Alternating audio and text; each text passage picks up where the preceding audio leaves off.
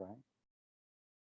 So the purpose, so we want to welcome everyone to the meeting. My name is Robert Battles. I'm the Associate Director of Outreach, of Community Outreach and Engagement for the LA City Council Redistricting Commission for 2021. The purpose of today's meeting is to have a briefing with our community leaders around why redistricting is important for the Black community. We will hear presentations from statewide redistricting efforts. So we have guests from the Black Hub that will be doing a presentation, setting a context for us, as well as we will have our partners, the redistricting partners, on hand to do a demonstration on our map drawing tool. And map drawing is one of the most important ways for participating in the redistricting process. So we want to make sure that we give folks a chance to be introduced to that tool today, but then also to kind of tell us and share with us what's on your mind around redistricting and to ask questions and to show your concern. So if we can go ahead and get started, I want to introduce the hosts for today's meeting. Our hosts are three commissioners from the LACCRC. We're joined by Commissioners Edward Anderson, Commissioner Sharice Bremond, and hosting Commissioner Valerie Lynn Shaw. So I'm going to go ahead and ask Commissioner Shaw to unmute herself. Good afternoon. Good afternoon, everyone. Okay, I have like a 3-minute intro for you. Hi, my name is Valerie Lynn Shaw, and I'm a former member of the LA Board of Public Works, where I worked for 17 years, serving many council districts, including CD 8, 9, and 10. And I was also the Crenshaw District Deputy for a council member for many years. Currently, I serve on several boards, including the Board of Governors for the California Community College System, that has the oversight of 116 community colleges in California. Now, on LA's Redistricting Commission, I'm representing CD8, appointed by Council Member Marquise Harris Dawson. And I wanted to say one thing also. Now, if you saw any of the photos and the marketing stuff that went out, it's clear that photo doesn't look like me. This is the 2021 me. Okay, so we're here today to brief you on the redistricting process for the city of Los Angeles. And I hope we can shed some light on how we're going to impact the Black community. You know, I've been around a long time, but I can remember the heyday and the pinnacle of Black folks, Black community. Tom Bradley was the mayor. We represented 20% of the population. Thousands of Black people were employed by city government. We were in leadership positions. And as a community, we were a clear force to be reckoned with. Fast forward 2021, we're about 8% of the population, 350,000 people. And as a result of that, all of our institutions are in decline. The churches, the nonprofits, the civic and professional groups, the schools, all these institutions are called mediating structures. And those are systems that hold communities together, and our mediating structures are in decline. So what is the path forward? We've all heard about the saying that all politics is local. Well, the 2021 redistricting process will determine what is local. Now, right now we have 3 Black city council members, and they set policy and they work to provide services to over 250,000 constituents each. In the next 4 months, new council districts will be created based upon census data, community input, and old-fashioned politics. It's important for us to decide what our areas of interest are and how we're going to maintain some semblance of Black power in LA. Now, to tell the truth, in the last redistricting effort, we lost power. CD9 lost downtown to CD14, and we know where the CD14 council members going. Those resources were gone. CD8 lost USC to CD9, and we also know that there's a tremendous decline in Black population in CD9. Didn't only happen to us. Koreatown was divided into 4 districts and Pacoima into 3. And so being cut up into numerous council districts diminishes the power of a neighborhood. The future of local Black power will be determined next 4 months.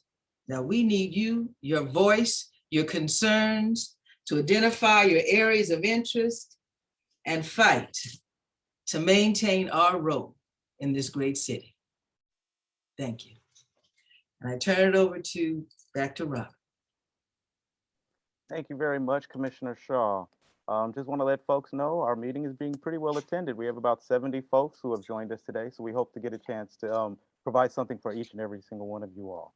Well, right now, one of our first opportunities is to kind of set a context for this conversation. So we want to begin by bringing in one of our statewide partners who's been looking at this issue for several months now. They're going to present to us.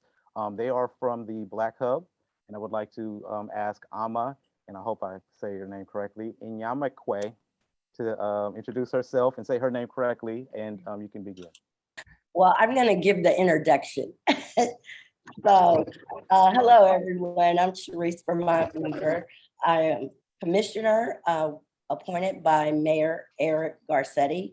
My day job is president of the Los Angeles Brotherhood Crusade. I would like to thank Commissioner Shaw for just really setting the tone of why we are here. And as Rob Battles mentioned, I have the pleasure of introducing our next speaker. Our speaker is the Black Hub. The Black Hub is a network of over 30 Black-led and Black servant organizations across the state, focused on maximizing participation in the redistricting process among the hardest Black communities to be counted, using a mix of strategic communications, data, grassroots organizing, and community engagement.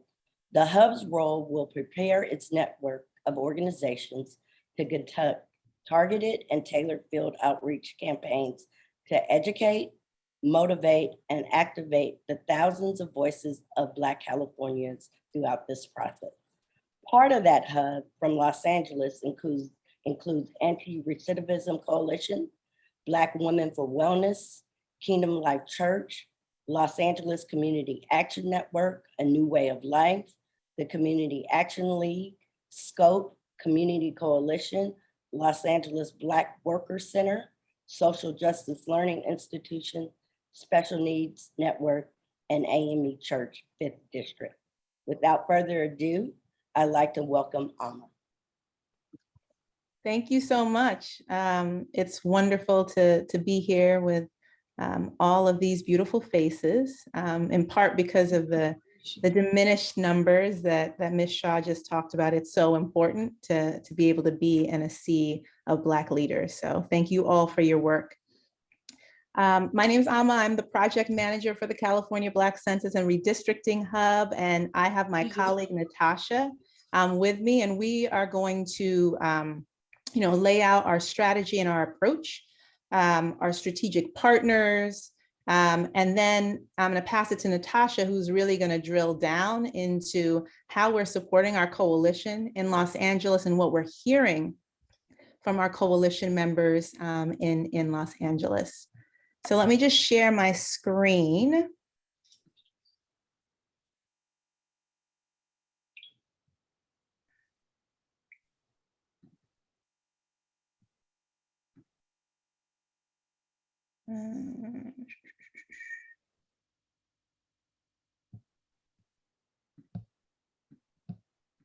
Okay, can you guys, can you all see my screen?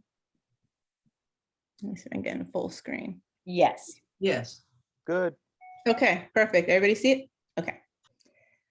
All right, so as Sharice mentioned, the Black Census and Redistricting Hub is a project of the California Calls.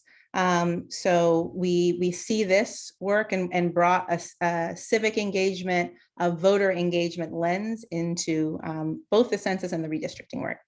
So our work began first doing census outreach, ensuring that we got a complete count of our Black communities across the state of California, doing that amidst federal lies and misinformation campaigns, a pandemic.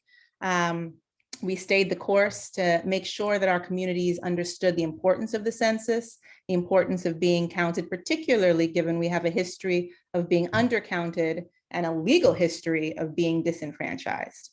So we pivoted to redistricting, which is really the so what behind the census. And our charge has been to bring our Black-led and serving organizations to the table, bring Black technical expertise, data, researchers, academia to the table to ensure we have the resources to really engage in the redistricting process, which will determine how political distribution and representation goes down in the whole state of California.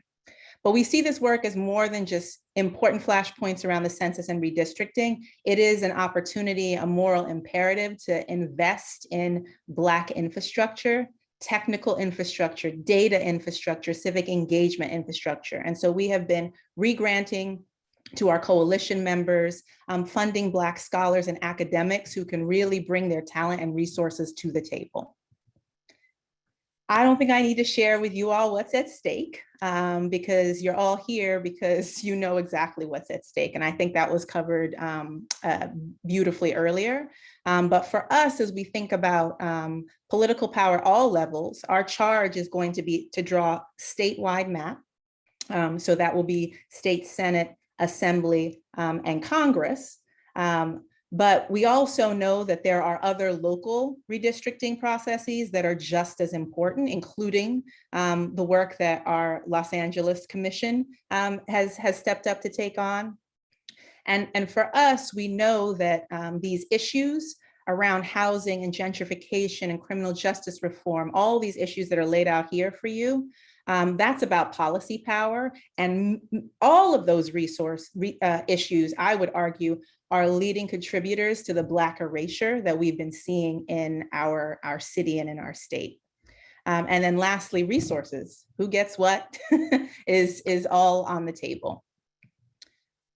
What you see here is our core values. They guide our work. They determine who does our work. And I'm not going to list them all for you, but what I will share is the driving kind of impetus behind these core values, which is, we believe that those who are the closest to the institutional pain of structural racism, of inequities, those who are the closest to the pain have the most to lose and gain in this process.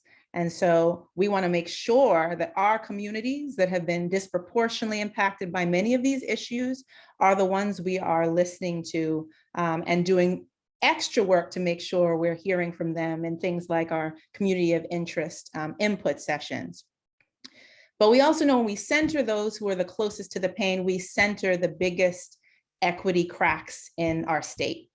We center criminal justice reform, we center affordable housing, we center equitable development, we center a more inclusive economy that includes Black and Brown folks. And so that's very important in this process because we are disproportionately and acutely impacted by these issues. When we center ourselves, we are centering the solutions to those issues. And then lastly, we know that centering Black folks does not mean we are minimizing or reducing others.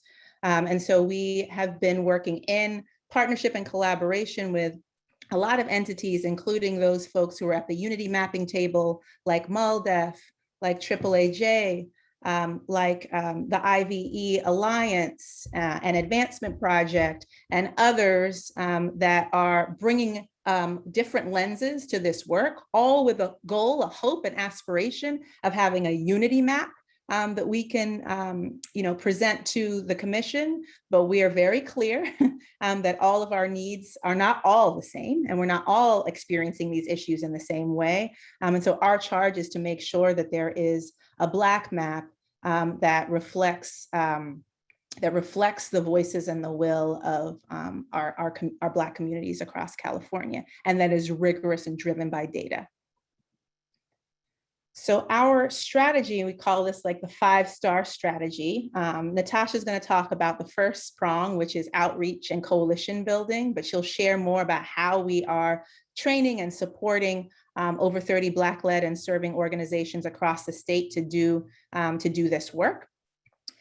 We also have raised close to $3 million through both the census and redistricting phase of this project to make sure that we're able to bring resources to the table to our coalition, bring the technical expertise, the legal expertise, all of those important assets to the table so that we can, again, show up. Anthony Finkman likes to say this a lot, but like, for us to be in unity, we have to have power that we're bringing to the table. And so this resource allocation and expertise building is about ensuring we have Black power that we are bringing to the table. And we partnered with UCLA's Black Policy Project. They built the Hard to Count Black Needs Index and informed our census outreach.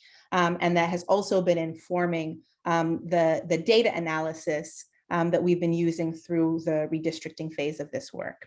And then the last two pieces, the technical line drawing, we've partnered with USC's Equity Regional Institute that is going to be doing the GIS mapping and really keeping an eye on what are other folks thinking, what are we hearing from our COI sessions, what is obviously the census data telling us, so that we can draw those lines that keep our communities whole, intact, and represented.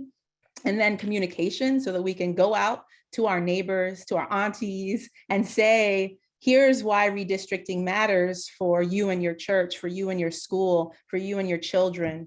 And we've been doing that through website, making sure we have those resources, those scripts to be able to take something that can seem technical and insidery, but has everything to do with how we live, breathe, eat equitably in California.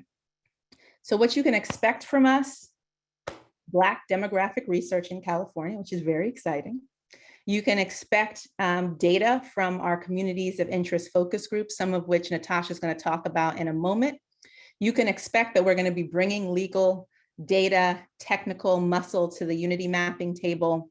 And you can expect that we are going to be drawing a map that covers Senate, Assembly, and congressional lines, and that it's vetted for VRA and legal compliance. And that we are providing the resources, the tools, the training, just a sacred space for our coalitions and our communities to be able to advocate with the commission, to be able to advocate with our own communities to make sure that we're getting the word out and that we're showing up. Because while our numbers may be, 8%, 7%, 8%, right? Our voice has always been very loud. We have always been, and you saw us, I don't need to tell any of us how we mobilized, right, around racial justice, but that ability to hold democracy accountable is something uniquely Black. And so we want to make sure that we're mobilizing the people in our community. So I'm going to pass it to Natasha to really talk about the heart and soul of this work, which is our coalition. Awesome. Thank you, Amma. And thank you for having us, everyone. My name is Natasha. I'm an organizing coordinator with the Hub. And so I'm just going to speak a little bit on our coalition and some of the work that we do.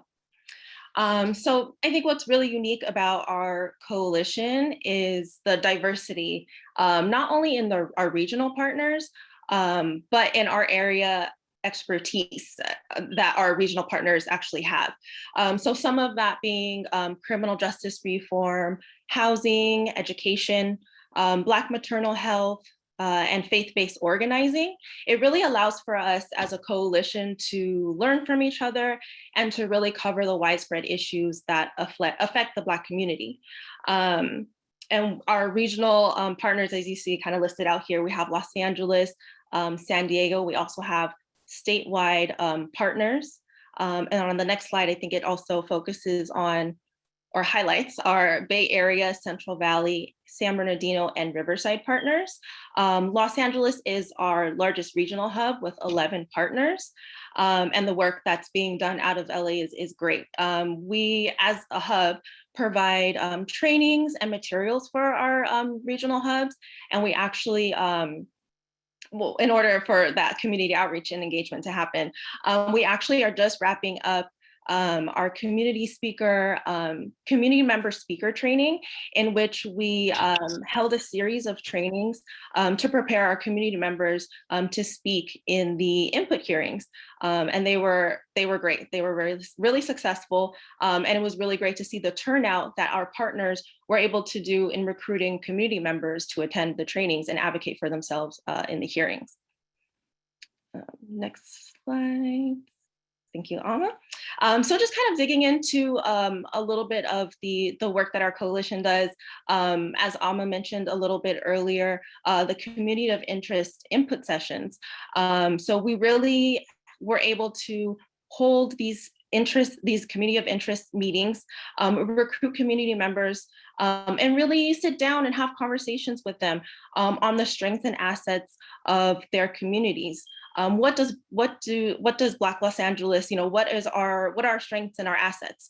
We have a specific interest meeting that Community Coalition hosted, and they were able to highlight, the civil rights and civic leadership of Black Los Angeles. I think as we saw this past summer, excuse me, with the social justice uprisings, that took a lot of community organizing, that took a lot of civic leadership that was spearheaded by the Black community of Los Angeles. And arguably, Los Angeles had the largest turnout of protesters uprisings in the country, all led by Black Los Angeles. Another highlight, the cultural influence and contributions. Leimert Park was highlighted as a community of interest, and it was really good to see a lot of the highlights and input that our community members had around Leimert Park. A lot of pride in the celebrations and community events that happen in Leimert Park. And I can personally, from my personal experience attending the Juneteenth celebrations in Leimert Park, it's great to see folks from all walks of life actually attending these, marketplaces and celebrations, not just the Black community. So it's really great to see Leimert Park as, a community gathering place. So that's another thing, another highlight that's spearheaded by the community of Black LA. So next slide, please. Thank you. In addition to the strengths and assets of our community in Los Angeles, we also were able to discuss the threats and challenges in our community input sessions. So it's important to note that while, the undercount, which is historic and current, Black erasure, and the digital divide have been ongoing issues. They were highlighted by the pandemic, unfortunately, and by COVID-19. So we had a specific COI input session where we spoke with folks from Inglewood, and their main concern that they highlighted was Black erasure in their community, specifically speaking to migration and gentrification. They actually specifically uplifted the Black-owned businesses and restaurants in Inglewood, highlighting the Silver Spoon, which was in danger of closing down due to a lot of financial issues, unfortunately, which was, again, highlighted by the pandemic and COVID-19. And hearing that feedback from our community members in that specific session, it was disheartening, but it was great to hear that they were able to start a GoFundMe, actually, and fund enough to keep the restaurant going for the time being. So not only being able to hear the threats and challenges of the communities are important, but also kind of how the community is able to thrive and have hope through these threats and challenges. Speaking with our, can I just go back? Well, thank you, Alma. I also wanted to highlight, speaking with our partners and with LA Can, they do work with the houseless community out of Skid Row, and their input session also highlighted housing affordability, homelessness, and mass incarceration as threats and challenges to the community. So I did also want to just highlight that LA Can is really in our community and really, doing that work to highlight and resolve these issues. The digital divide, as we see, after effects of COVID, we're all here on this Zoom meeting. And unfortunately, a lot of Black Los Angeles does not have access to, those resources as far as technology or being able to have internet access, strong internet access, emphasis on that. So that really just kind of impacts the way our community participates. Oftentimes our silence may be taken as apathy, which is not. We just don't have those resources to really connect and make our voices heard. So that is really why it's important, why these COI conversations are so important, especially when they're hosted by our coalition partners. Next slide. And also lastly, just highlighting our communities of interest that were identified in our meetings. These are not only areas that have commonality in the threats and struggles that they may go through, but they are also unique and individual areas that really bring a lot to and contribute a lot to Los Angeles. So these are the COIs that we've identified, and just really would like to uplift their concerns and make sure that their voices are heard throughout this redistricting process. And I'll pass it back to Amma. Yeah, and these particular geographic areas we have presented to the commission and as areas that need to be protected and prioritized. So lastly, a few ways to sort of stay connected with this work. Obviously, we're happy to take any questions anybody has. But we have a great video of an event featuring several coalition members speaking about redistricting and criminal justice reform, redistricting and housing justice, redistricting and Black economic development. So if you want to kind of get a taste of California and also a deep dive into those issues and the interconnection between them and redistricting, you can check that out. We are about to launch our latest blog post, which is going to feature some of the data we've been hearing from our COIs across the state. It's called Black Road Trip to Listen to Black California. So I will make sure that gets to all of you, and you can of course follow us at the Black Hub.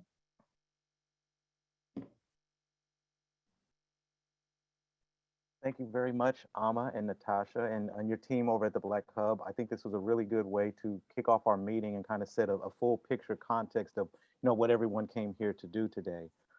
At this point, I kind of want to transition a little bit and talk a little bit more locally before we start to get a presentation on our map drawing tool. So for those who are attending this session who are kind of seeing for the first time, what is redistricting and how does that happening in LA? The city council version of redistricting is underway. It's been happening for a couple months now.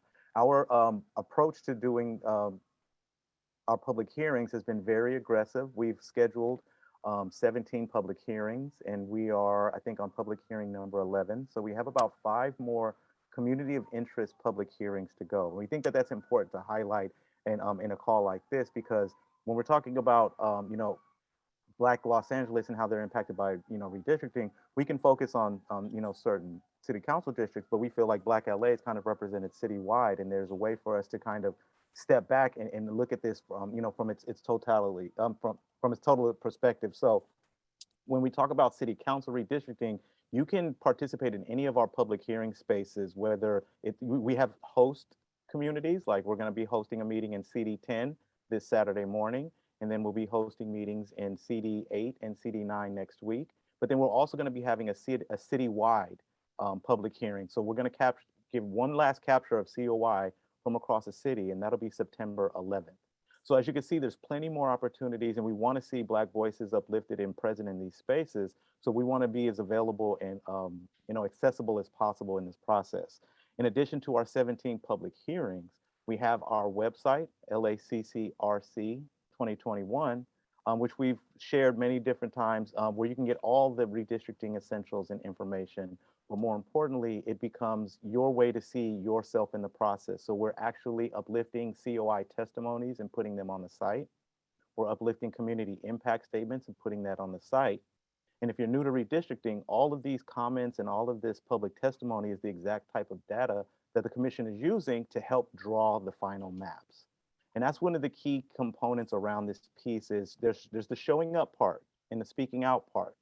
But then there's the drawing of the maps part that we think is just as important. And we want folks to see from our perspective as Black residents in Los Angeles, what our communities look like and what they can look like if we want to make the community as strong as possible. So we've created, we have a partnership with Redistricting Partners, someone we've contracted with through this commission to offer a tool called Districtor. And you will find that on our website very easily on our homepage and in our mapping and data section. And it'll be really a great tool for you to become familiar with, because it'll give you a chance as community members to not only draw a map for your neighborhood, but for all of the different city council districts if you're interested in doing so.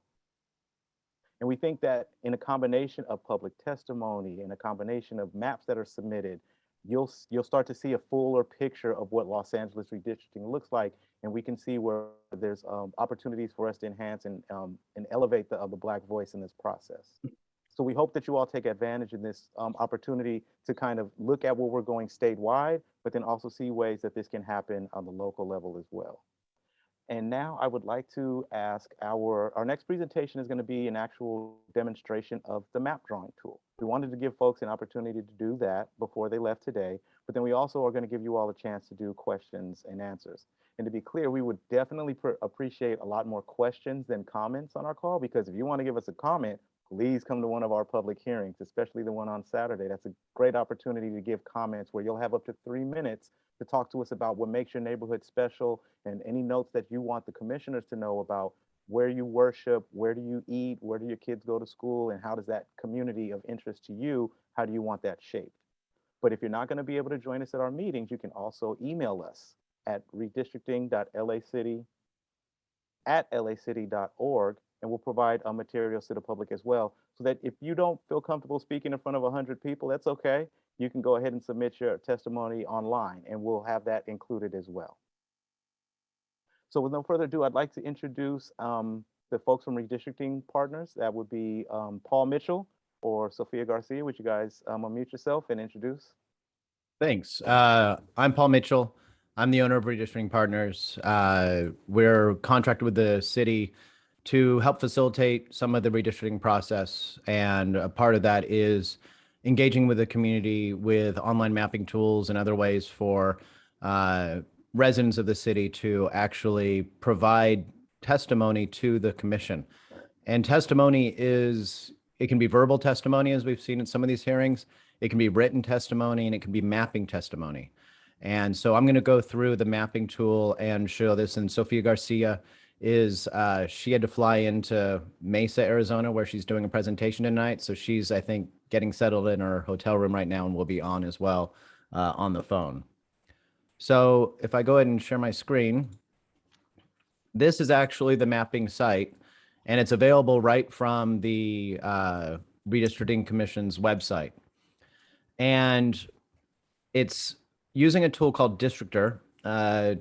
A bunch of GIS redistricting experts at Tufts University helped develop this program as initially a way for community-based organizations to start to look at redistricting. And through the last year or so, it's really evolved into being a public access tool for agencies to make sure that they're reaching out to the community. So this is really a kind of from the community-based organizations up built program, really focused on that interaction. So there are two tools in here for input. And I'm going to first talk about the idea of communities of interest and drawing communities of interest with this tool to try to identify those building blocks that are going to be used in the redistricting process. So state law and the city charter emphasizes communities of interest. And communities of interest can be really subjective, but they can also be data-driven. It can be things like where renters or homeowners live. It can be things like types of workforces, or just where people experience their community and how that community looks geographically. And the three things we really want to look at here are the what is the community, the where is the community, and what's the interaction with the local government. So using this tool, there's a few things to point out. First off, there's this little hand tool that you can use to move around the map. You can even search and type in an address to go to a specific address. When you want to draw your area, there's this little paintbrush, and the paintbrush has different sizes, from like a paintbrush that's really narrow, just picks little areas really close, or a really big paintbrush that just grabs whole areas. So it's a little bit, it's kind of fun in that way. It allows you to adjust the paintbrush size and draw areas that are kind of appropriate for what you're wanting to draw. And of course, you can zoom in all the way down to the street level and draw down there. So if we're drawing a community of interest, we could say, okay, this is my community of interest right here. And I'm just grabbing random area. And I can go ahead and name it. I'm going to name it my house. And you can put information about your area and what it means to you, why it's a community of interest, why it should be kept together in the redistricting process. And with that, you can also do some things like creating an important place, like actually tagging someplace in that location and giving that a title as well.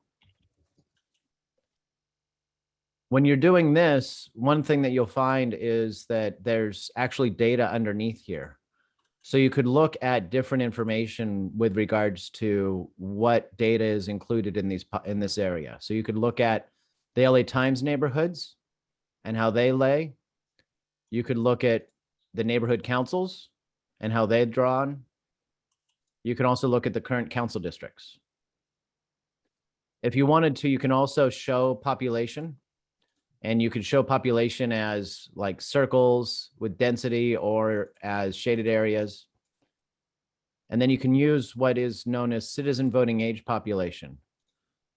The citizen voting age population is the population of people who are over 18-year-old citizens, because in Voting Rights Act cases, that's the population data that we use to identify areas and their potential voting power.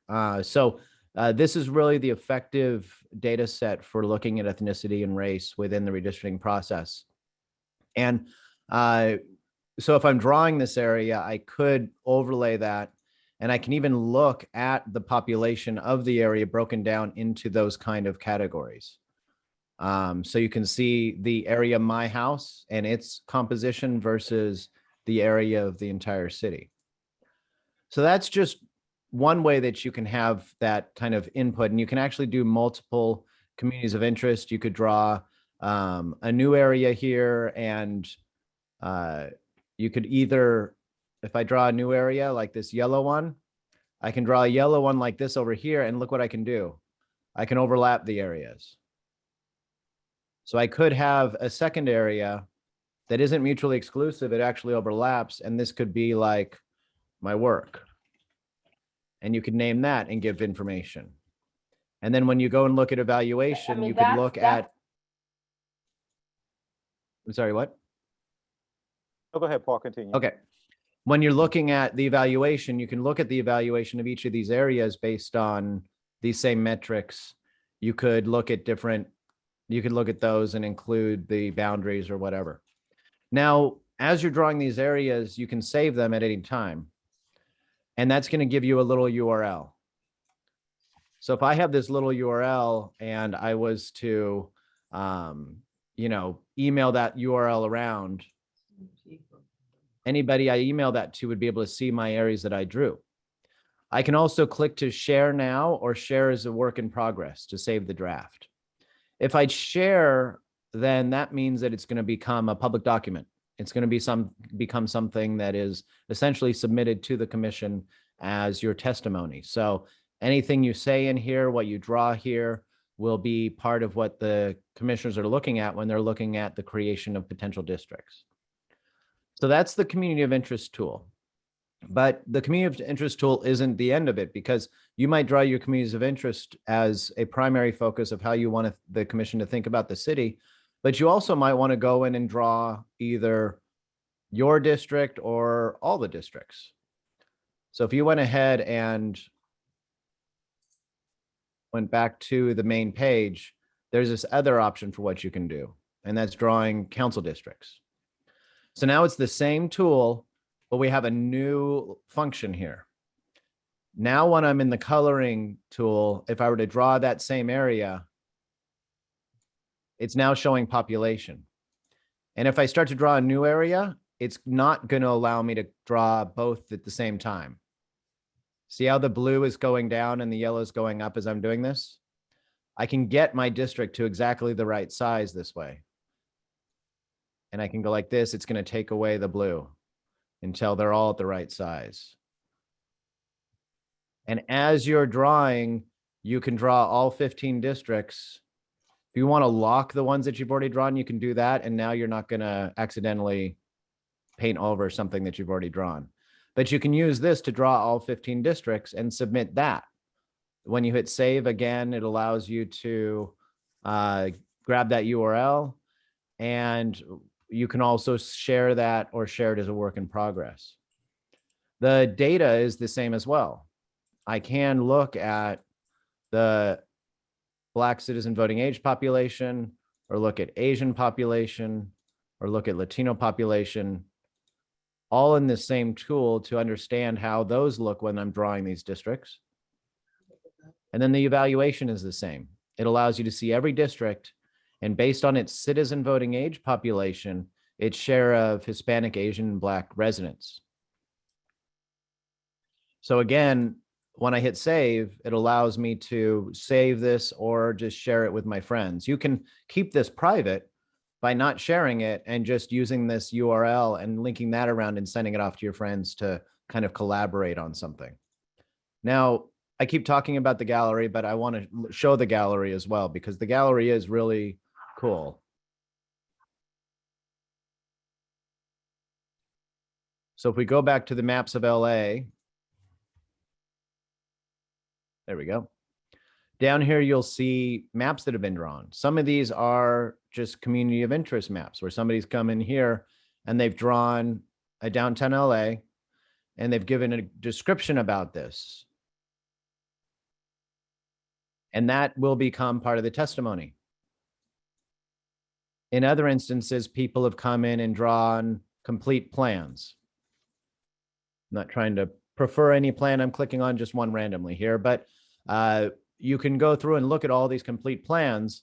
And not only is this plan complete, it has all the populations of all those districts.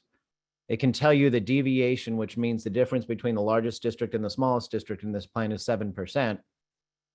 You can see it and overlay something like the Black population, kind of turn that on and turn that off to see how it draws those districts. And then you have the evaluation tool, so you can look and see at the Hispanic, Asian, and Black population based on the citizen voting age population of every district. So this is a really powerful tool, but it's also kept to be really simple. Every map that comes in is going to be submitted to the city, to the Redistricting Commission. And what we're actually going to do is we're taking down all these sites and we're providing to the commissioners PDFs of all of these with individual maps of every district and the cover page with the map of all the districts on one page.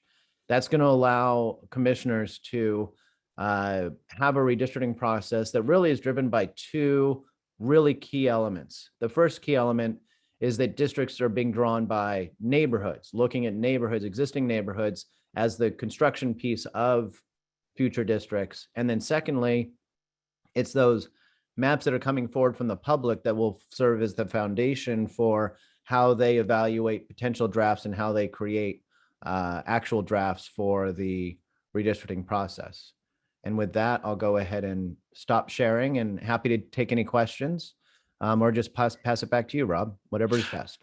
All right, Paul, thank you very, very much for that presentation. I think that everyone learned a lot about map drawing. And for those of us who are looking at it for the second time, it's like reading a book all over again. Like, oh, I missed that part. Okay, yeah, I need to do that. So if you're a member of the public and you have questions around the mapping tool, Districtor, or you have questions around redistricting, right now is a really good time for us to hear from you. So we want to go ahead and see if we can get some hands raised.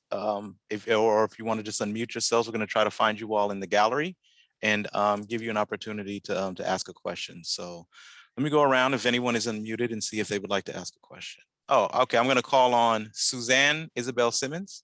Go ahead and ask a question.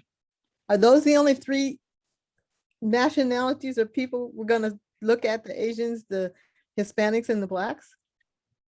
Those are the primary Voting Rights Act communities that will be looked at because they're the ones that can achieve, certain amount of density and are large enough in most parts of California to actually use in this tool. We will have access to other populations as well that we can bring forward as data as we're looking at those specific communities of interest. Like we have data on Native Americans, Alaskan Natives, Hawaiian, those other subpopulations. But in most of California, it's those three CVAP populations which are most operative for any kind of Voting Rights Act issue or looking at the effectiveness of those districts.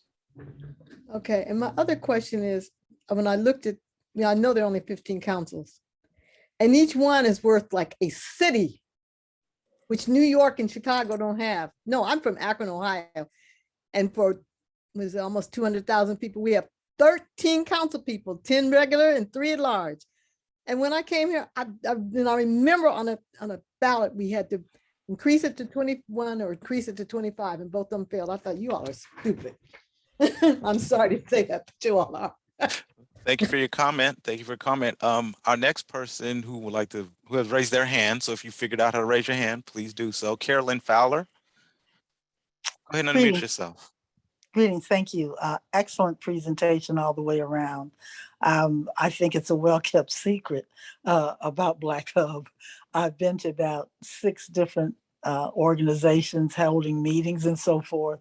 And I think if they had this information, they would be much further ahead. And they're really struggling with about how to come and present their case. But my question specifically is, how has education, if it has, been factored into, and I realize it's the city at large and so forth, how has that been factored into any of the community of interest, et cetera?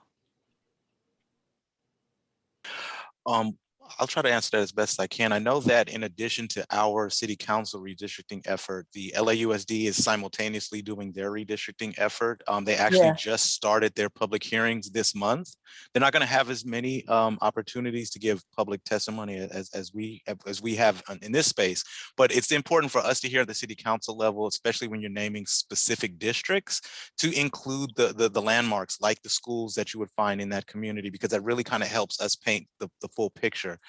But so to kind of answer your question a little bit, I think that's the way that we receive that on the city council end, and then participating in a much larger way would be through the LAUSD redistricting process. Yeah, full disclosure, I work there for a board member. So my concern is that, and the concern of a couple of the board members actually, is the intersectionality of education and within the city. And when you talk about communities of interest, so the partnerships that the schools may have with, let's say, the community colleges, et cetera, or the four-year, universities as well.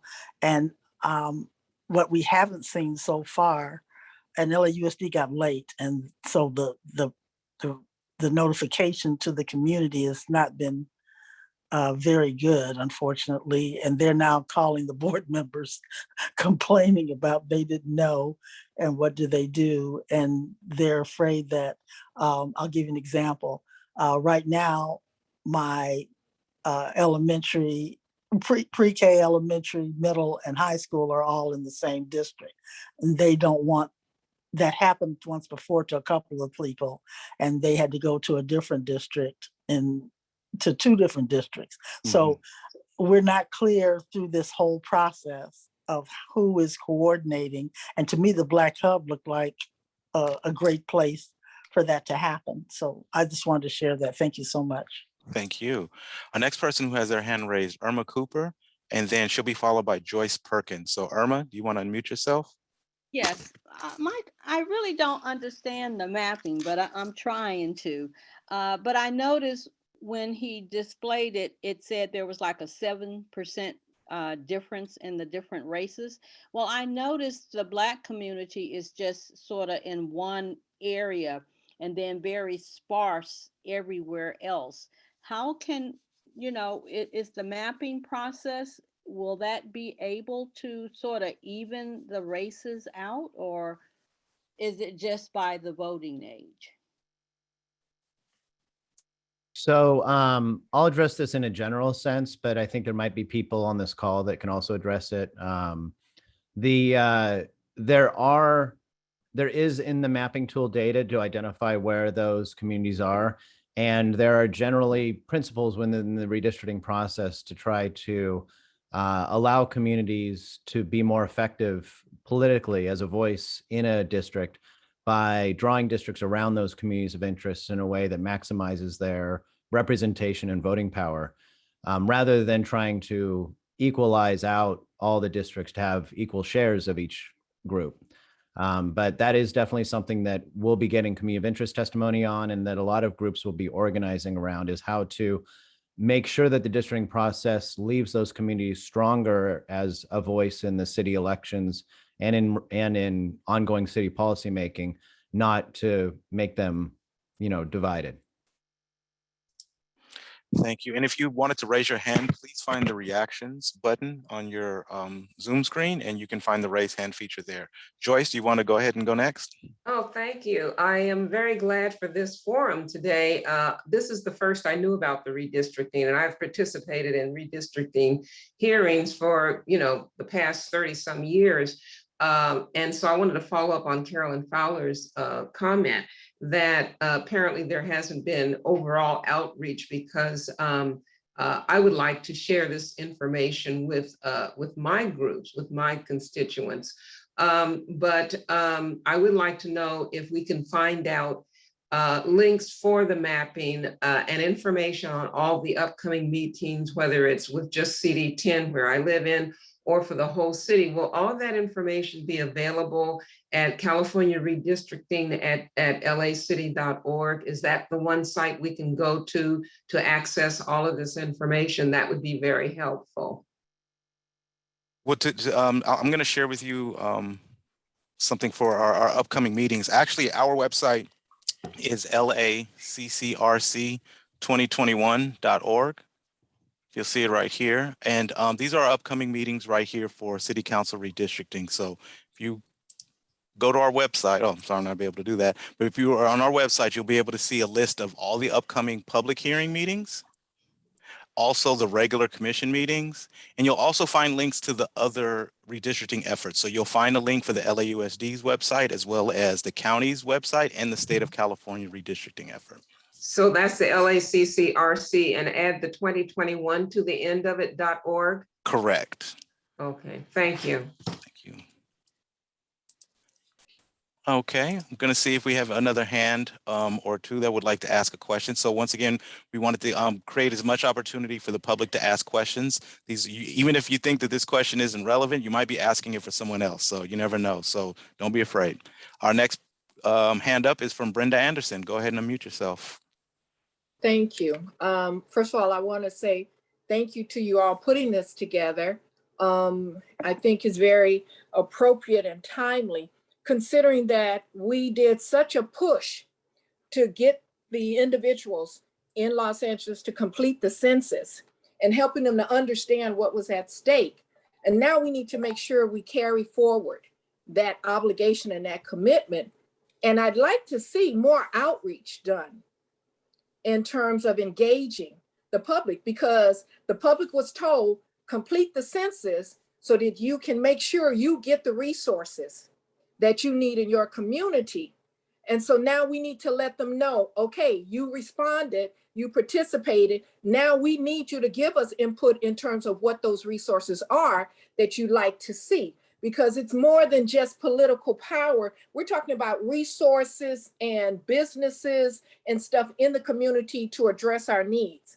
And so we need to give the public more opportunity to chime in. I did not see a lot of communication going out. I got one email about this, and I started asking neighbors and family members and friends, hey, did you guys know about this? And they were like, no, I didn't know. And I said, well, it's going on. And they were like, well, we didn't know, we're here. No one told us about it. So I think we have to do a much better job of outreach. We have the facilities, we have the capacities, we have our faith-based and our community-based organizations. We really need to step up our game, because if we don't do it this time, you're going to have a hard time 10 years from now, because they're going to say we did it and you didn't even include us. And there were some things that happened 10 years ago that people felt they were disenfranchised about. And so now this is their opportunity to give some input and at least say, I gave my input and they know how I felt about it. So that's just my ask of you, is to get the information out. If you need help, there are different conventions, faith-based conventions that have pastors and churches and temples and all of that. Get this information out and not just keep it on the website, because not everybody goes to the website. Thank you so much for saying that. And we hear you loud and clear. And I think that is the mission, and why these commissioners specifically called for this space to take place, because we wanted to hear, where folks are with this issue. Are folks hearing they're not hearing about this enough? Then that puts a charge on our end to be doing more and to be more present and to be more vocal around these issues. We also wanted to remind folks that our public hearings are just a part of this process, just like the map drawing is a part of the process. After we go through our first round of public hearings, that's going to end on September 11th, we will actually start to produce, draft maps. So there'll be another engagement from community members to hear what the maps are looking like that are going to be proposed. So we want to make sure that people are engaged through this entire process. This process is not going to end in September. This process is going to go through this year. But for the most part, we want to give everybody an opportunity through September and October to give input, to give reaction, to participate. And you're right, I think our website does create a lot of ease of access. So we do have things like social media toolkits online. So if you want to share this on your Instagram or your Twitter accounts about upcoming meetings or just redistricting in general, we have a different content and assets online for you to be able to do that, as well as share that across the board through your networks. And we still have some hands going up. I just want to add to Brenda's comments. As commissioners, we understand the level of outreach that is needed in the Black community. As Rob mentioned, this was one of our strategies that we have to amplify at every level. We've been having these commission meetings, and we don't have folks who look like us on this call right now participating. And it is up to us as commissioners to get the information out. We are working now with the Sentinel, other radio station partners to amplify the voices, but more importantly, to use every network that we have to help amplify this, because you're absolutely correct, Brenda, that 10 years from now, if we aren't strategic around sharing what our community should look like, we lose. Thank you, Commissioner Brahman. We have another hand raised. Kirsten Albrecht, go ahead and unmute yourself. Good afternoon, everyone. I just want to thank you for putting on this particular panel session. I've attended a few of the other public hearings in other city council districts. I live in City Council District 10, but I just was curious, is there anything on the website that can be shared that would help people to understand the types of issues they could be presenting to the commission? And I'm just going to throw out an example. Like, I was on the commission meeting where they were talking about Sherman Oaks being divided. I can't remember the particular street, but like several different homeowners organizations came in and said, we want to be together. We want to be either in this city council district or the other district, but we'd like to be together. And I just wondered if there was, an easy way to share, like with my neighborhood association or some of the organizations, things that they could be thinking about. Like, if you're at the edge of a district, would you like to move from A to B? Or if you, anyway, I won't go on, but like, I just wondered if that had already been created and maybe shareable. Thank you. No, I think that would be an excellent way to kind of guide folks through this process. We know that one of the groups like Common Cause California, on their website, they provide a very good template for community of interest testimony. And on our website, laccrc2021.org, we actually include the COI testimony right there on the site with a breakdown of the different types of examples that we'd like to hear from community members. And then we try to do our best during the public hearings to kind of walk through folks through that with very specific examples around that exact same issue. But I think that hearing you on a call like this can let us know that we can improve this and make it even more visible and more clearer to folks. You know, what helps us as the commission receive this testimony and actually apply it to map drawing. So thank you for that input. All right. I'm looking, we have a nice healthy amount of folks still on our call. We are actually in overtime right now, believe it or not. Folks said we couldn't make it to an hour and keep everybody, but I think we're here. Are there any other members on this call who would like to ask a question to our commissioners? You can press the reactions button on your screen and raise your hand. And we'll Rob, give I you thought I saw the hand of Jackie DuPont Walker. I don't know. No, I see another one. Genesis Coronado. Go ahead and unmute yourself. Hi, everyone. Thank you for this great collaboration between all these partners here. I'm Genesis Coronado. I'm actually the outreach director for the LAUSD Redistricting Commission, and I'm going to be doing a shameful plug here just because it was mentioned in one of the questions with regards to the LAUSD redistricting process. So I just wanted to introduce myself to folks and make myself available as well. My email is genesis.coronado@lacity.org, and you can also engage in our process. We do have a couple of hearings coming up, one on Saturday at 11 a.m. and then the next one on Monday, and then at 6:30 and Wednesday 6:30. And we're also on social media at Redistrict LAUSD. Thank you. No, thank you for sharing that. That's very important information that we want to make sure that folks on a call like this are getting that, and now they'll have direct access. And so when they see your name pop up in their email list, they know to respond to that, because we're talking about LAUSD redistricting when they see your name. If we have any other members from our statewide or LA County redistricting efforts that would like to do a plug for their upcoming meetings, we're happy to hear that. But we really want to hear questions from the community right now. This is a good time to ask questions, but you can also provide comments at our upcoming public hearing meetings. Our next one is Saturday, August 28th at 10 a.m. I think you're probably not seeing my hand. It was up, sir. Oh, sorry, go for it. You're missing it. Someone else saw it. That's okay. I don't mind being invisible. Good afternoon. I just want to say to our commissioners how proud we are of what you're doing, and having been on the first two redistricting commissions for the city of Los Angeles, I give you special kudos for the commitment that you're making.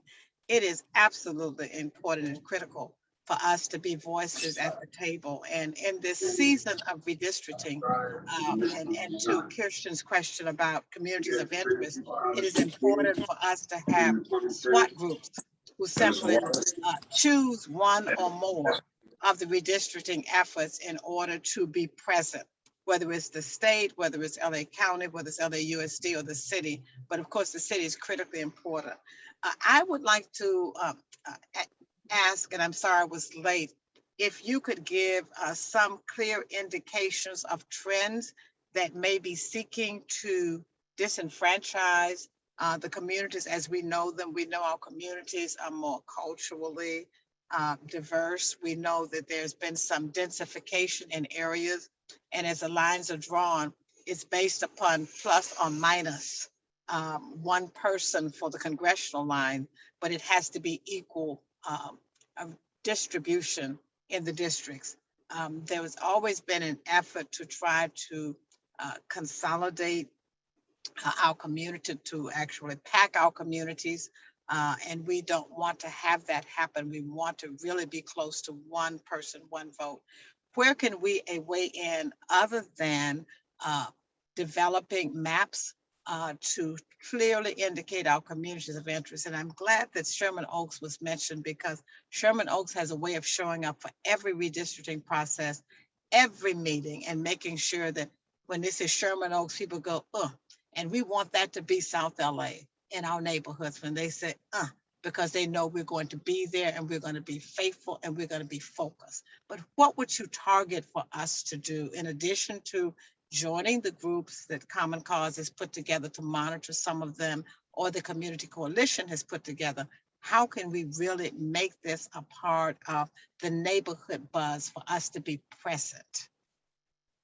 Well, I'm not going to pretend like data is my thing, so I would ask maybe our partners from the Black Hub or of our commissioners that won't kind of speak to our data trends, because I don't want to say anything that wouldn't be accurate or true. Does anyone have a reply?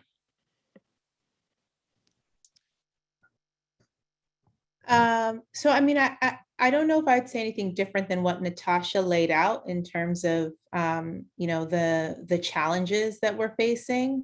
But I will say that I do think similarly to the census, I think for our communities to connect redistricting, it has to be embedded in everything else. So my kids go to LAUSD schools.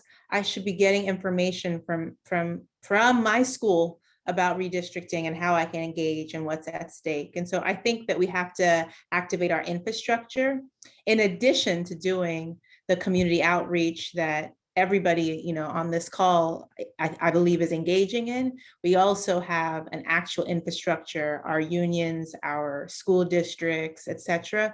And I think getting people while they're there to be able to say, oh, okay, this is how the pandemic and getting access to, you know, food connects to the census. And I have an opportunity to take the census right then and there. So I think that is something that I've wanted to see more of, is actually activate our civic infrastructure. Natasha, I don't know if there's anything else you want to say in terms of what we're hearing around like the challenges. Absolutely. I think just highlighting like some of the challenges is actually just feeling left out intentionally, like feeling that that outreach is just not happening. And that it is perhaps like intentional or embedded within the system, which to an extent, yes, is accurate. So I think that's part of what we've been hearing from our communities and just kind of feeling left out of the process. So I think that's really why we're really just emphasizing with our community, our coalition partners, is just to really go within the communities that you're already working within and really emphasize the importance of redistricting and what's at stake in your communities. So, and I'll just add one thing that we just got the data. Like we only had the data for like a week or so, and that data was delayed. The census data was delayed, and so I would really stress to folks, we know that there's an undercount, and so in order to rectify an undercount, we need to hear your stories about why you're here, right? That you don't get erased, as Natasha and the Black Hub mentioned. So that's really a big emphasis, that we don't want you to be erased. Black erasure should not on our watch, not on our time, right? And so we should reclaim our neighborhoods in that way by lifting up our voices and saying that we are here and we deserve to be counted. Thank I you, would just add, Commissioner. it's our watch and it's our time. That's another way to say what you said. Thank you both. You print the T-shirt, I'll wear it. So Joyce, I saw that your hand was up. Did you have a follow-up question? Because if not, I'm gonna go ahead and lower your hand. Yes, I do. Okay, so we're gonna take two more questions. We'll give Joyce one more time, and then we'll take one from Irma Cooper, and then we're going to close out. Go ahead, Joyce. Okay, I just know that because we're focusing now on the interests of the Black community in redistricting, and there are 3 Black council members, and I know that one of the main focus has been having career path jobs in our communities. In the last redistricting, CD9 lost downtown, which was a huge loss in terms of revenue and jobs and a voice.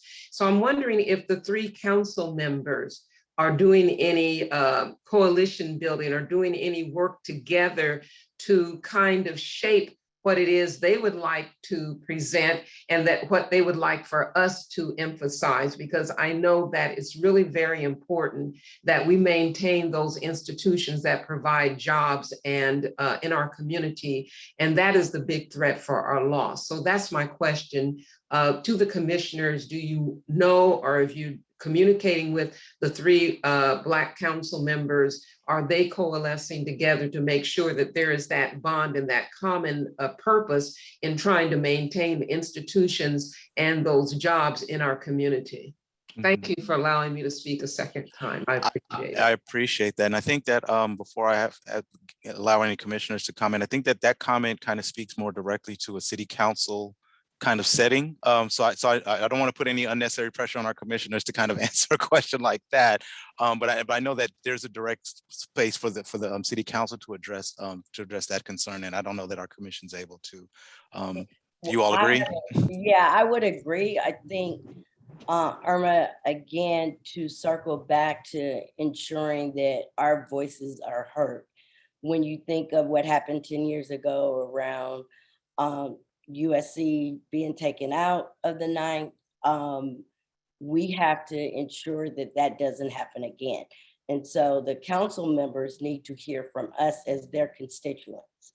Your voice of what is important in the district, from businesses, from restaurants, from churches, to parks, to senior centers, any treasures in the Black community that needs to stay in the Black community are issues that happened 10 years ago that took assets out of our community, needs to be addressed today. And the best way to address that is having your voice, documenting what you would like in your community, ensuring that all aspects of our community is whole, and they represent the constituents, and you are a constituent. Right. Definitely want to be respectful of everyone's time, but I did see that we have two speakers we haven't heard from yet. So I acknowledge Irma Cooper could mute herself and ask a question. And then we're going to give Andre Bueno one last question to ask. So Irma? Yeah, I just had a comment as far as outreach, because the way I heard about this webinar was through the NAACP, not even my branch, but the Pomona branch. So I just think, we really need to make sure the information get to our churches and to our sororities, because the information does go fast. So we got to use all of our internal institutions to spread the information. Thank you very much for that solution. Andre Bueno? Hi, my name is Andre Bueno. I am an affordable housing developer. This has been a huge concern about how do we keep, the Crenshaw district Black, for example, and not, gentrify the neighborhood. So the question is, how can we provide that sort of input so that as we are, redistricting these specific city councils, we're able to, take into consideration the housing and urban needs in our respective neighborhoods. Well, we definitely want to encourage folks to use our community of interest forum to kind of lay out those concerns in the way that you would like to see those concerns addressed. You can find that on our website, laccrc2021.org. And you can always spread this information about our process in our meetings to your own network. So if you go to our website, there's a community engagement section where you'll be able to find tools like a social media toolkit where you can actually cut and paste different graphics and different messaging and share that very simply through emails or through posts on Facebook or Twitter or even Instagram. So we hope that folks kind of see that as part of the process, as well as, letting us know your stories. This is a huge opportunity to tell stories about Black LA across the city, across all the districts. So we don't have to feel like we're confined or constrained to only hearing about these voices once or twice. We want to see a conversation happening online outside of this meeting. So we're asking you to use stuff like #YourVoiceLA, #YourPowerLA, #MapsOfLA. These are all different hashtags that will help us track this conversation. And somebody on this call might develop a brand new hashtag. Maybe you want to highlight something that's specific to Black LA in part of the redistricting effort. We can amplify all of these messages through our networks and through our tools, but we also know that there's still a digital divide, and not everyone's going to be able to access everything online as easily as we're making it sound. So what we're also seeing is that organizations are stepping up and saying, hey, we know that we're in the midst of a pandemic, so we're going to take safety measures, but we're going to invite community members to come to our space and give public testimony. So this past weekend, at our public hearing, we had 4 different remote locations in the communities that allowed people to come with masks on, but each and every person gave public testimony. We took over 110 public testimonies last Saturday. It'd be great if we can get over 110 public testimonies at every single meeting, right? So we hope that as folks participate in a call like this, they see this as a call to action. And speaking of which, I actually want to give our Commissioner Pastor Anderson an opportunity to kind of close out for today's meeting. We apologize if we didn't get a chance to hear everyone's question. We tried to give you at least one opportunity to speak, but you can contact the redistricting office and ask for me specifically, or you can email us or email me at robert.battles@lacity.org. And we be able to continue this conversation and enhance and make presentations and provide you with materials that will help make this process as inclusive as possible. So with that being said, I'd like to ask Pastor Anderson to close us out. Thank you, Rob. My name is Pastor Eddie Anderson. I am the pastor of McCarty Church, but more importantly, I am the district commissioner for CD10, appointed by Mark Willie Thomas and Herd Weston before him. And on behalf of all 3 of us, myself and Sharice and Valerie, we want to say thank you. Thank you for showing up and staying with us the whole time and a little bit overtime to hear about this very, very important issue. And beloved, as I was listening, I was remembering a story from the Gospels. I am a pastor, so I got to give you a little bit of a scripture. There's a parable that Jesus tells, and he says that there was a man who gave out talents. He gave out gifts and talents to those, and some took those talents and they hid them, but some went out and they made it multiply.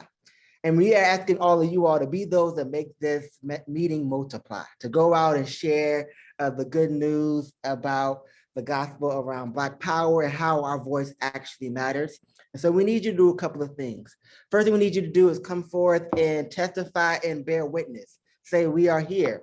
And as Jackie DuPont Walker says, it's our watch and we are going to stand up for our community. So we need you to come to testify about your power, about representation, about your community. There are 3 opportunities to do that. So if you have a pen and paper, you can write it down, that this Saturday, August the 28th at 10 a.m., we are having a hearing. Thank you, Rob, another day is September the 2nd at 6 p.m. We want you to come and be a part of the hearing on Wednesday. Tell your pastor you're going to miss Bible study that night. Come on out and hear to the hearing and join us. We need you to come and tell us. And what do you want to hear from you? We want to hear, where do you worship? You want to hear, what is your community like? You know, you've been here for 10 or 20 years or 5 years in your neighborhood. What does the street looks like? Where are the boundaries of your neighborhood? Who do you all work with? Where do you shop? Where is a good grocery store in your neighborhood? All of that talks about your district. And why is that important? It's important because when I walk outside of my church, my congregation right here on Adams Boulevard, and there's a dumping happening on my street, I need to know who I need to call. And when I call that person, they need to know my neighborhood and represent me and my issues. And we are asking all you all to come and let us know who represents you. What is your neighborhood? We need you to come and do that. And if you can't come and testify and bear witness in this way, there's another way you can do it. You can draw together. And so you can get your friends together, you can get your organization together, get your church group together, get your sorority together, get your fraternity together, and draw out what exactly is your map. What exactly does it look like to have a city that takes Black power seriously, that takes redistricting seriously? We need you to do that as well. But if you can't do either of those things, and we just ask you to please pick up the phone, call the redistricting offices. We invite you to invite us out to your hearings, invite us out to your churches, to your business meetings, to your business commerce, chamber of commerce meetings, to come and to let the people know what is going on. We can only do this, but we can only do it together. The 3 of us can't do it by ourselves. There's a commission of 21. We'll be drawing maps, and let me tell you, our meeting schedules are packed, but we always have time for you all, because you all are the ones who have sent us here to represent you. So we invite you to join us in this effort to make sure that Black LA is represented, but that all of LA has a map and that is a part of what we can see for 10 years from now, we can look back and say, we did the right thing. We made it a Los Angeles that was equitable, a Los Angeles that was justice, and a Los Angeles that took Black power seriously. We hope you will do that with us, and thank you. Thank you again for your time today. All right, everyone, that ends our briefing for this afternoon. We look forward to seeing you all at any of our upcoming public hearings, and we'll be looking out to hear from you over email and phone calls as well. Thank you all. Have a great day. Thank you, everyone. Thank you.